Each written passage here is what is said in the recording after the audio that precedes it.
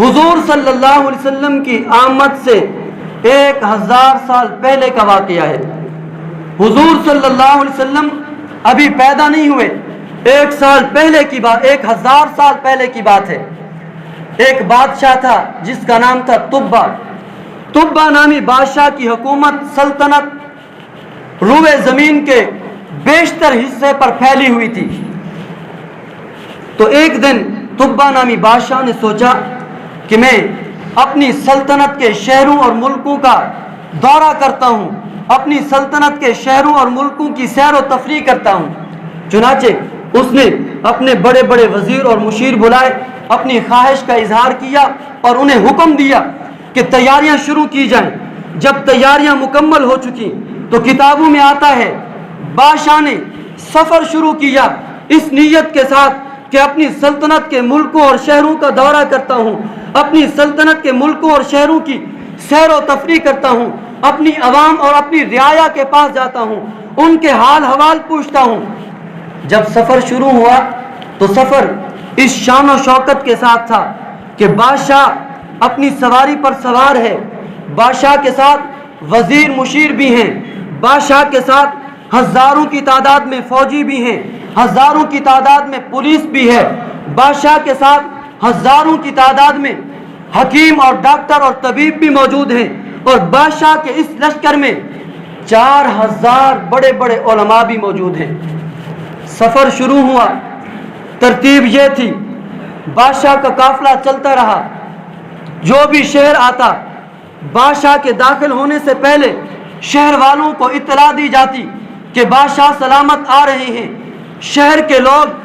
شہر سے باہر آ کر بادشاہ سلامت کا استقبال کرتے، خوش آمدید کہتے اور جناب حال حوال پوچھتے اور پھر شہر میں لے آتے۔ اسی طرح سفر ہوتا رہا، شہر پھرتا رہا، ملک پھرتا رہا وہ بادشاہ۔ سفر کرتے کرتے جب تبا نامی بادشاہ سرزمین عرب پہ آیا، مکہ المکرمہ میں آیا، اطلاع کے باوجود مکہ المکرمہ سے کوئی ایک بندہ بھی بادشاہ کے استقبال کے لیے باہر نہیں آیا۔ جب بادشاہ نے دیکھا کہ مکہ کے لوگ میرا استقبال کرنے نہیں آئے، مجھے خوش آمدید کہنے نہیں آئے، مجھے لینے نہیں آئے، بادشاہ کو بڑا غصہ آیا۔ غصے میں آ کر اس نے وزیروں مشیروں سے پوچھا کہ یہاں کے لوگ کتنے بے ادب اور کتنے گستاخ ہیں، میرا استقبال کرنے کے لیے کیوں نہیں آئے؟ تو ایک وزیر جو سمجھدار تھا، حقیقت حال سے واقف تھا، کہنے لگا بادشاہ سلامت، مکہ المکرمہ میں اللہ کا گھر بیت اللہ ہے اور یہاں کے لوگ بیت اللہ کے خادم ہیں، پوری دنیا سے لوگ بیت اللہ کا طواف کرنے آتے ہیں، پوری دنیا کے لوگ یہاں کے باشندوں کا ادب و احترام بھی کرتے ہیں، ان کی خدمت میں نذرانے بھی پیش کرتے ہیں، اور یہاں کے لوگوں کو تیری شان و شوکت کی کوئی حیثیت نہیں، اس لیے کوئی بندہ تیرے استقبال کے لیے نہیں آیا، اس لیے کہ ان کے پاس اللہ کا گھر بیت اللہ موجود ہے۔ چنانچہ بادشاہ کو غصہ آیا اور وہ کہنے لگا اچھا بیت اللہ کی وجہ سے، بیت اللہ کی خدمت کی وجہ سے لوگ میرا استقبال کرنے نہیں آئے؟ تو بادشاہ نے کہا کہ نعوذ باللہ، میں اللہ کے گھر بیت اللہ کو گرا دیتا ہوں۔ جو ہی اس نے یہ ارادہ کیا، اللہ رب العزت نے اس پر ایک بیماری مسلط کی، بیماری ایسی مسلط ہوئی، اس کے جسم پہ پھوڑے نکلے، پھوڑے اتنے بڑے ہوئے کہ اس کے جتنے بھی طبیب اور جتنے بھی ڈاکٹر، جتنے بھی حکیم تھے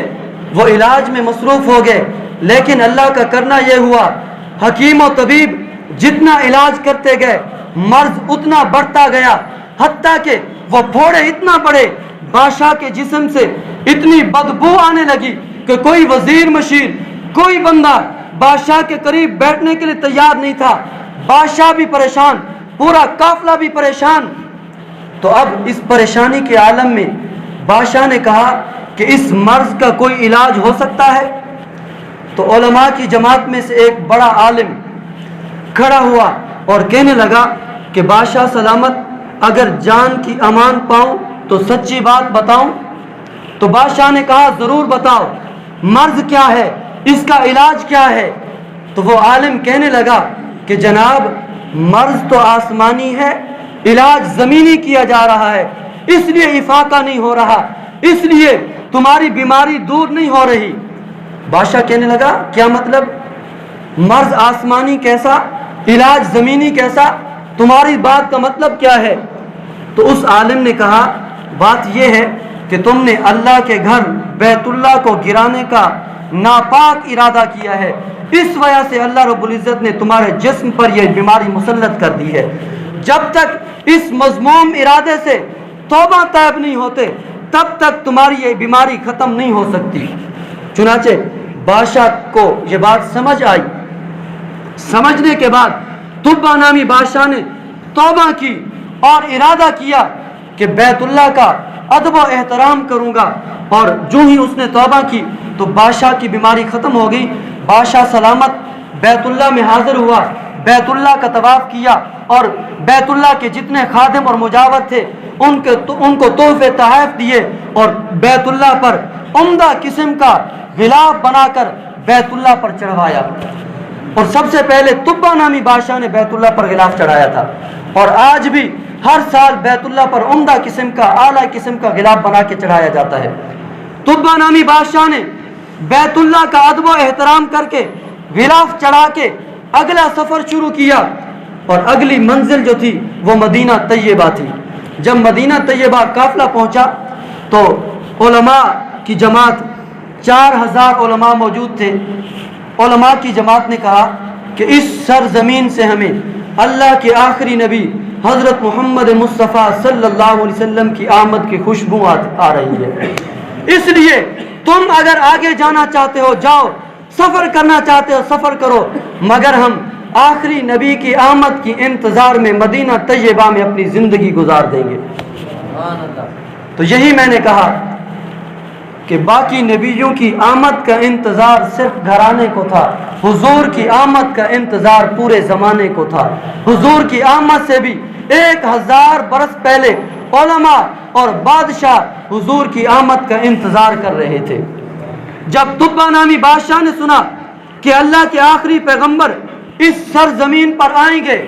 تو تبا نامی بادشاہ نے علماء کو اجازت دی کہ تم یہاں پہ رہ جاؤ، اور علماء کے لیے مکان بھی بنوائے، اور ایک مکان اللہ کے آخری پیغمبر حضور صلی اللہ علیہ وسلم کے لیے بھی بنوایا، اور ایک ورقہ منگوایا، اس پہ خط لکھا، خط میں اس بات کا اقرار کیا کہ اے اللہ کے آخری پیغمبر، اگر میرے ہوتے ہوئے آپ دنیا میں تشریف لے آئے تو میں آپ کی خدمت اقدس میں حاضر ہو کر آپ کی زیارت بھی کروں گا، آپ کا کلمہ بھی پڑھوں گا، آپ پر ایمان لا کر پوری زندگی آپ کی غلامی میں گزار دوں گا، اور اگر میری زندگی میں آپ تشریف نہ لائے تو آج ہی میں اقرار کرتا ہوں آپ پر ایمان لانے کی، اور میں منتظر ہوں آپ کی آمد کا۔ چنانچہ یہ خط لکھ کر تبا نامی بادشاہ نے علماء کی جماعت میں جو بڑا عالم تھا اس بڑے عالم کو وہ خط دیا اور کہا کہ اگر تمہاری زندگی میں اللہ کے آخری پیغمبر تشریف لے آئیں تو میرا خط حضور کی خدمت میں پیش کر دینا، اگر تمہاری زندگی میں آقا تشریف نہ لائیں تو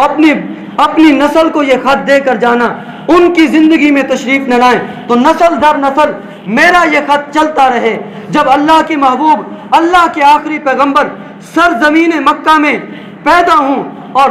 سرزمین مدینہ میں تشریف لے آئیں تو میرا خط آقا صلی اللہ علیہ وسلم کی خدمت میں پیش کر دینا۔ چنانچہ تاریخ گواہ ہے وہ خط نسل در نسل چلتا رہا۔ جب حضور صلی اللہ علیہ وسلم ہجرت کر کے مدینہ طیبہ تشریف لے گئے تو وہ خط حضرت ابو ایوب انصاری کے پاس موجود تھا، اور حضرت ابو ایوب انصاری اس عالم کی نسل میں تھے۔ حضور صلی اللہ علیہ وسلم جب ابو ایوب انصاری کے مہمان بنے تو ابو ایوب انصاری نے تبا نامی بادشاہ کا وہ خط بھی پیش کیا، اور وہ مکان جو حضور صلی اللہ علیہ وسلم کے لیے 1000 برس پہلے بنایا گیا تھا وہ مکان بھی حضور صلی اللہ علیہ وسلم کی خدمت میں پیش کر دیا گیا۔ سبحان اللہ۔ تو حضور کی آمد کا انتظار صرف گھرانے کو نہیں پورے زمانے کو تھا۔